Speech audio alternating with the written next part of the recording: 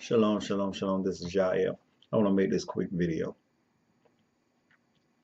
because it's time for us to be contextually honest, to be biblically sound in what we're sharing. Now, as you all know my testimony, I used to be a Christian. I was an ordained apostle within the Christian church. And I'm pretty sure you all heard of the terms Messianic Prophecies that you can find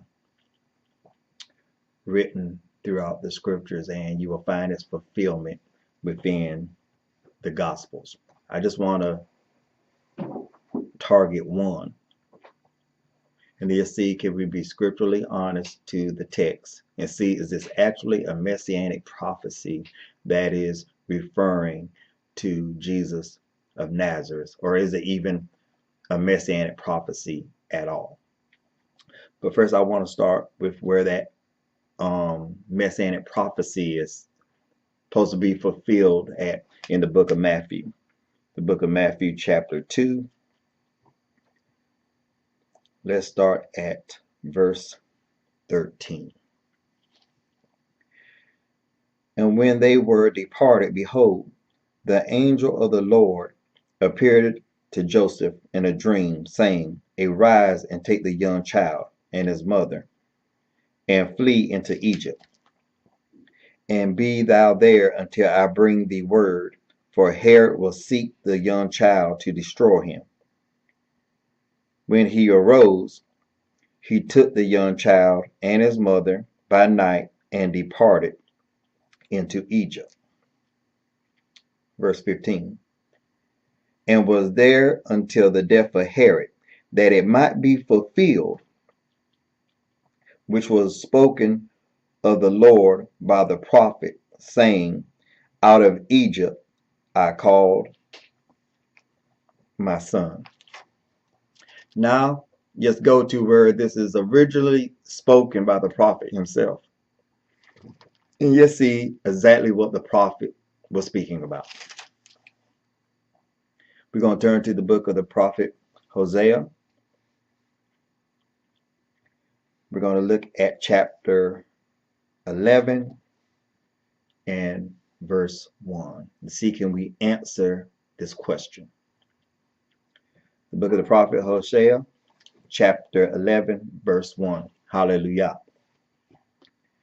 When Israel was a child, then I loved him and called my son out of Egypt. We could plainly see the context is speaking of Israel.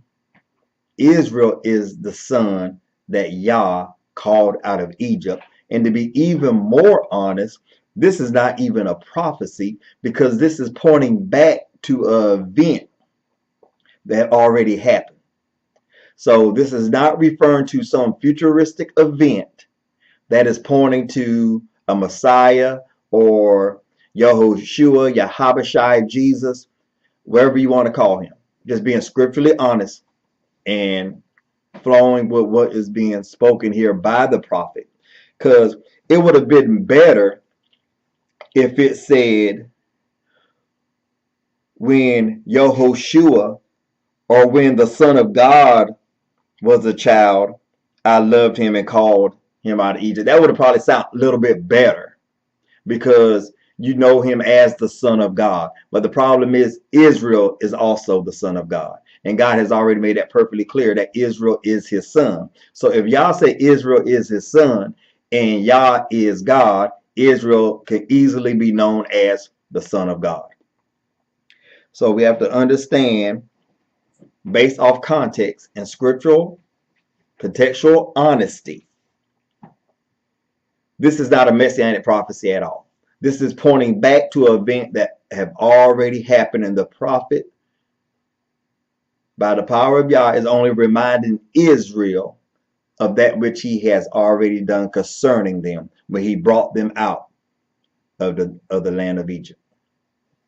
So that's all it's talking about. So for the New Testament writer, whoever wrote the book of Matthew, they are not being scripturally honest when they share this information, trying to make it like it's a prophecy referring to the Christian Messiah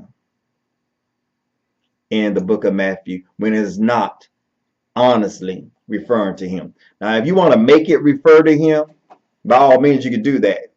But the problem is the prophet wasn't even thinking about him. The prophet was not speaking of him.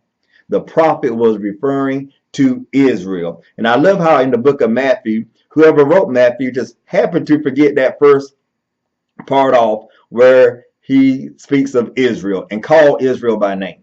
To take away any guesswork, no types of shadows needed. He plainly lets you know who he is talking about, who he is referring to as his son, and who it was that he called out of Egypt. Because he was not talking about Jesus of Nazareth, Yehoshua, Yahabashai, whatever you want to call him. Just being honest. You're not mean to offend. But this is one thing that is about truth. Truth can't offend you when somebody's not trying to offend you with it. It just is what it is. And this is your brother Yael Ezra Ben Levi, aka Tommy Kurtad. Till next time, shalom.